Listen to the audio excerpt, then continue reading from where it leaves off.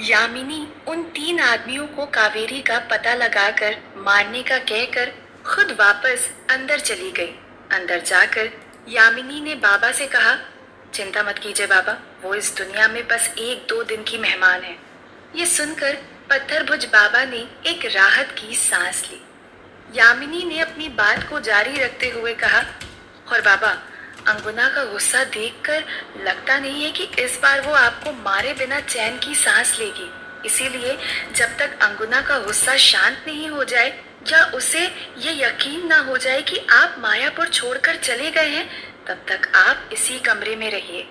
पत्थरभुज बाबा ने हामी में सिर हिलाया और कहा, हाँ यामिनी, और जैसे ही मौका मिलेगा मैं मायापुर छोड़कर हमेशा हमेशा के लिए चला जाऊंगा। लेकिन यामिनी, मैं भले ही मायापुर छोड़कर चला जाऊंगा, लेकिन तुम्हारा ये एहसान मैं जिंदगी भर नहीं भूलूंगा।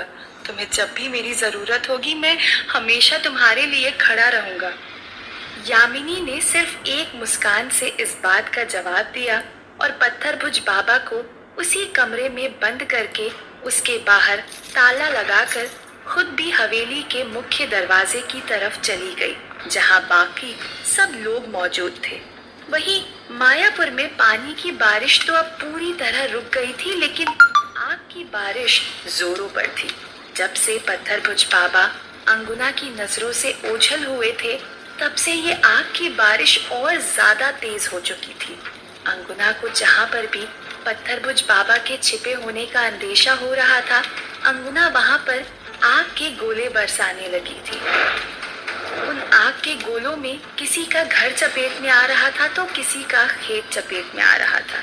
अपने घरों में दुबक कर बैठे लोग भी अपनी जान बचाने के लिए अब बाहर आने लगे थे। घर में आग लग जाने की वजह से कुछ लोग भी उन आग की लपटों की चपेट में आ चुके थे। गांव में चारों तरफ हाहाकार मच चुका था। कुछ लोग अपने बच्चों को लेकर मदद की गुहार लगाने हवेली की तरफ बढ़ने लगे। वहीं अंगुना को जब पत्थरभुज बाबा कहीं पर भी नहीं दिखे तो उसने मन ही मन कहा, आज तो मैं उस पत्थरभुज बाबा को खत्म किए बिना यहाँ से नहीं जाने वाली।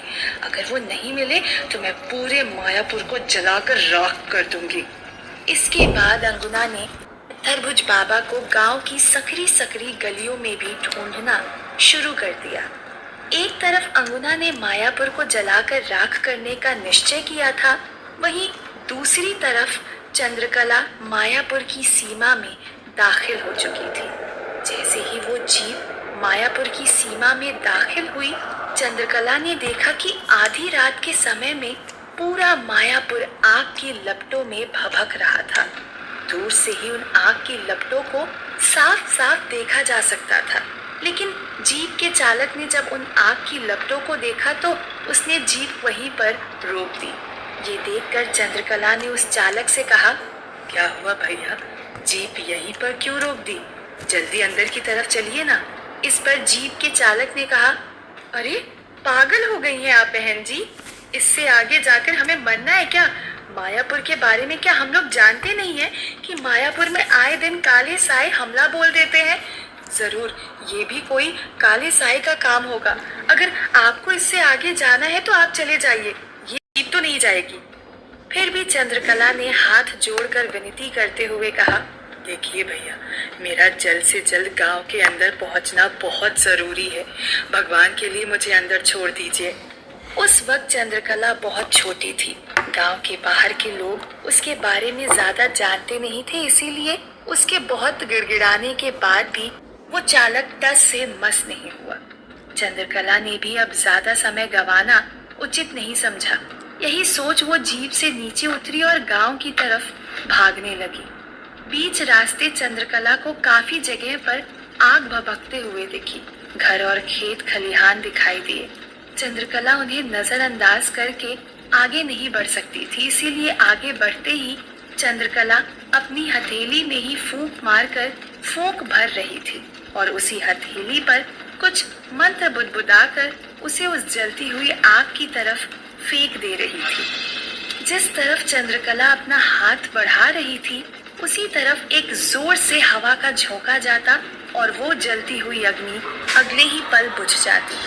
कला इसी तरह बीच रास्ते की अग्नि को बुझाते हुए गांव की तरफ बढ़ रही थी। लेकिन जैसे जैसे चंद्रकला आगे बढ़ रही थी वैसे वैसे आग से जलते हुए घरों की तादाद भी बढ़ती जा रही। कुछ कुछ घरों में आग बहुत ज्यादा लगी हुई थी, इसीलिए वो आग सामान्य मंत्रोच्चार से नहीं बुझ रही थी। उनके लिए रुककर से मंत्रोच्चार करने पड़ रहे थे। उसी की वजह से वो आग बुझ पा रही थी। चंद्रकला आगे बढ़ ही रही थी कि तभी पीछे से किसी ने उसे आवाज लगाकर रोका। चंद्रकला! चंद्रकला ने जब पीछे मुड़कर देखा तो पीछे कमला ताई थी। कमला ताई दौड़ते हुए चंद्रकला की तरफ बढ़ रही थी। चंद्रकला के पास में आते हुए कमला ताई ने हांफते हुए कहा, चंद्रकला, वो कावेरी मेरे घर पर है और तुम्हें कुछ बताना चाहती है। ये सुनकर चंद्रकला ने चौंकते हुए कहा, कमला ताई, आप कैसी बात कर रही हैं? यहाँ पर पूरा गांव जल रहा है और मैं कावेरी के पास चली जाऊं? एक बार ये सब सही से निपट जाए, उसके बाद कावेरी की बात भी सुन लूंगी। कहते हुए चंद्रकला आगे बढ़ गई।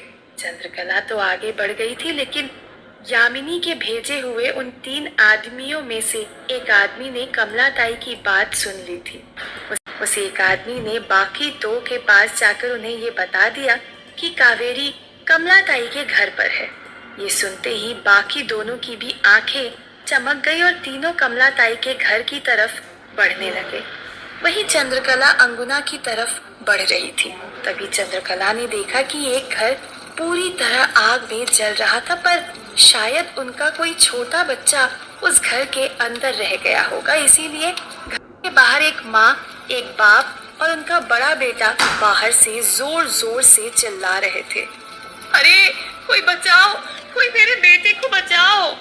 जब वहां पर कोई मदद के लिए नहीं आया तो उन माँ बाप से रहा नहीं गया और वो लोग उस जलती हुई आग की तरफ बढ़ने लगे। जब चंद्रकला ने ये देखा तो चंद्रकला ने उन्हें रोका और खुद वहीं पर खड़े होकर अपने दोनों हाथों की हथेलियों को एक दूसरे के सामने रखकर मंत्रोच्चार करने लगी। देखते ही देखते दोनों हथेलियों के बीच में एक पानी का गोला बन चुका था।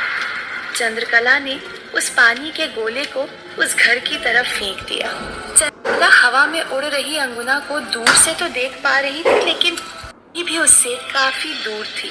वो जल्द से जल्द उसके नजदीक जाकर ये पता करना चाहती थी कि वो ऐसा क्यों कर रही है, लेकिन उसके पहले ही इतने लोग उन जलती हुई आग से इतना ज्यादा परेशान थे कि चंद्रकला उन्हें परेशान छोड़कर आगे नहीं बढ़ पा रही थी। लेकिन जब दूर से अंगुना ने ये देखा कि चंद्रकला गांव में आ चुकी है और वो जलती हुई अग्नि को शांत कर रही है, तो अंगुना का गुस्सा चरम पर पहुंच गया। उसे लगा कि अब चंद्रकला आकर सभी गांव वालों को तो बचा ही लेगी, साथ ही साथ उस पत्थरभुज बाबा को भी बचा लेगी। लेकिन इसके पहले ही वो पूरे गांव को जलाकर राख कर देना चाहती थी। अंगुना ने कुछ सोचते हुए अपने मेरुदंड के ऊपर एक मंत्र बुदबुदाया और उससे बने आग के गोले को एक दूर के घर के ऊपर फेंक दिया। आग का गोला चंद्रकला के सिर के ऊपर से निकला और सीधे एक घर से जा टकराया। उसी के साथ ही उस घर में आग की लपटें जलने लगी। उस घर में बहुत ज्यादा सदस्य रहते थे। कुछ तो उस घर से बाहर निकलने में सफल हो पाए, लेकिन घर के बच्चे और बूढ़े अभी भी उस घर में कैद थे। यही देख घर के लोग चंद्रकला से मदद की गुहार लगाने लगे। चंद्रकला के एक तरफ अंगुना खड़ी हुई थी, जिसके पास जाकर वो सारी सच्चाई जान सकती थी। वहीं दूसरी तरफ एक परिवार खड़ा हुआ था, जिसके बच्चे बुजुर्ग आग में जल रहे थे। चंद्रकला ने उस परिवार को चुना और उस घर की तरफ भागी। चंद्रकला ने अभी जिस विद्या का इस्तेमाल किया था, चंद्रकला फिर से वही विद्या का इस्तेमाल करते मंत्रोच्चार करने लगी। ये देख अंगुना ने मन ही मन कहा, वाह चंद्रकला, मुझे तुमसे यही उम्मीद थी। अब तुम उस परिवार को बचाओ और मैं यहाँ पूरे गांव को भस्म कर दूंगी। अंगुना अपने मेरुदंड को दोनों हाथों से पकड़कर अपनी आंखों के सामने लेकर आई। आंखें बंद करके अंगुना फिर से कुछ मंत्रोच्चार करने लगी, लेकिन इस बार का मंत्रोच्चार कुछ अलग था। वो मंत्र इतना ज्यादा शक्तिशाली था कि अंगुना उसे मन ही मन बुदबुदा रही थी, फिर भी वो मंत्र चारों तरफ हवाओं में गूंजने लगा था। चंद्रकला के कानों में जब वो मंत्र पड़ा तो चंद्रकला के होश उड़ गए। चंद्रकला ने खुद से कहा, हे काली माँ, अंगुना ऐसा क्या करने का सोच रही है? कहीं वो पूरे मायापुर को जलाकर भस्म तो नहीं करना चाहती है? चंद्रकला ने जल्दी से जल्दी अपने मंत्रोच्चार खत्म किए और उस घर की आग को बुझाते ही अंगुना की तरफ भागने लगी। उसने देखा कि अंगुना के मेरुदंड पर एक बहुत बड़ा सा आग का गोला बन रहा था, जिससे आसपास चारों तरफ रोशनी ही रोशनी फैल गई थी। उस आग के गोले को देखकर चंद्रकला को यकीन हो गया कि अंगुना पूरे मायापुर को जलाना चाहती है। तब तक सरपंच रामनाथ जी भी वहां पर पहुंच चुके थे। मालती ने उन्हें रोकने की बहुत कोशिश की थी, लेकिन उन्होंने मालती की एक नहीं सुनी। बस इतना कहकर वो यहाँ आ गए कि जहाँ पूरा गांव है वहीं पर मुझे भी होना चाहिए। वहां पहुंचकर जब उन्होंने ये देखा कि चंद्रकला लौट आई है तो उन्होंने भी एक राहत की सांस ली। तब तक चंद्रकला ने अंगुना के नजदीक जाकर चिल्लाते हुए कहा, अंगुना, रुक जाओ अंगुना, तुम ये नहीं कर सकती। किसी एक से तुम्हारी दुश्मनी हो सकती है, लेकिन पूरे गांव से नहीं। तुम पूरे गांव को नष्ट नहीं कर सकती। लेकिन अंगुना ने जो एक बार उस मंत्र का जाप शुरू कर दिया था, अब वो बीच में नहीं रुक सकती थी। इसीलिए अंगुना ने ना ही अपनी आंखें खोली, ना ही चंद्रकला की किसी बात का कोई जवाब दिया। लेकिन जैसे ही गांव वालों ने ये सुना कि अंगुना पूरे गांव को नष्ट करने वाली है तो उन सबकी चीख निकल गई। सब गांव वाले एक झुंड में इकट्ठे खड़े हो गए और अपने अपने परिवार के लोगों को आखिरी बार गले लगाकर रोने लगे। पर इसके बाद भी कहीं ना कहीं गांव वालों को ये विश्वास था कि चंद्रकला कुछ ना कुछ जरूर समाधान निकालेगी। लेकिन जब अंगुना ने चंद्रकला की किसी बात का कोई जवाब नहीं दिया तो चंद्रकला ने एक बार के लिए तो अपनी शक्तियों का इस्तेमाल करके अंगुना के उस गोले को नष्ट करने का सोचा। लेकिन अगले ही पल खुद को रोकते हुए उसने मन ही मन कहा, नहीं नहीं चंद्रकला, ये क्या कर रही हो? अगर ये आग का गोला बीच में नष्ट हो गया तो भी इससे भड़कने वाली ज्वाला से भी पूरा मायापुर आग में समाहित हो जाएगा। अब जब गांव वालों ने भी देखा कि अंगुना के सामने चंद्रकला भी कुछ नहीं कर पा रही है तो अब गांव वालों को अपनी मौत सामने नजर आने लगी। सब लोग रो रो कर अंगुना से अपनी जान की भीख मांगने लगे। चंद्रकला को चारों तरफ सिर्फ रोने की चीख पुकार की ही आवाजें आ रही थी और उन चीख पुकार के बीच में अंगुना के मंत्र साफ साफ सुनाई दे रहे थे। देखते ही देखते वो आग का गोला और विशाल हो गया था। उस आग के गोले की तपन इतनी ज्यादा थी कि वहां खड़े लोगों का शरीर जलने लगा था। उनके शरीर की पपड़ी उतरने लगी थी। दर्द के मारे लोग और ज्यादा चिल्ला रहे थे। अंगुना के मंत्रोच्चार, आग का गोला और गांव वालों की चीख पुकार, ये सब चंद्रकला को विचलित कर रहे थे। तभी चंद्रकला को गंगा किनारे बैठे उस ऋषि की दी हुई पोटली याद आई। उस ऋषि की कही हुई बात उसके कान में गूंजने लगी। ये लो चंद्रकला, इसकी जरूरत पड़ेगी तुम्हें। ये याद आते ही चंद्रकला ने जल्दी से अपनी साड़ी के पल्लू में से उस पोटली को निकालकर उसे खोलने लगी। चंद्रकला ने देखा कि उस पोटली में एक मुट्ठी विभूति और साथ में एक छोटी सी पर्ची थी जिस पर एक मंत्र लिखा हुआ था। चंद्रकला ने ये देखते ही खुद से कहा, जरूर इस मंत्र और विभूति में कुछ मायावी शक्ति है जो इस वक्त अंगुना को शांत कर सकती है। ये सोच चंद्रकला ने अपनी दाहिनी मुट्ठी में उस विभूति को भर लिया और बाएं हाथ की हथेली पर उस पर्ची को रखकर उस मंत्र को बुदबुदाने लगी। इधर चंद्रकला उस मंत्र को उच्चारित कर रही थी और उधर अंगुना का वो आग का गोला बनकर तैयार हो चुका था। आसमान में बना वो विशालकाय आग का गोला इतना बड़ा था कि ऐसे लग रहा था जैसे पूरे मायापुर को वो अपने अंदर समाहित कर लेगा। लेकिन इससे पहले कि अंगुना उस आग के गोले को फेंक पाती, चंद्रकला ने अपना मंत्र उच्चारित करके अपने हाथ की विभूति अंगुना की तरफ फेंक दी। जैसे ही चंद्रकला ने वो विभूति अंगुना की तरफ फेंकी, उस आग के गोले से भी बड़ी एक गोलाकार झीनीदार परत अंगुना के चारों तरफ बनकर तैयार हो गई थी। अब वो आग का गोला और अंगुना दोनों उस झीनीदार परत के अंदर कैद हो चुके थे।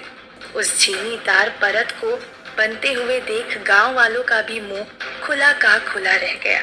लेकिन अंगुना ये पतली सी झीनीदार परत देखकर जोर जोर से हंसने लगी।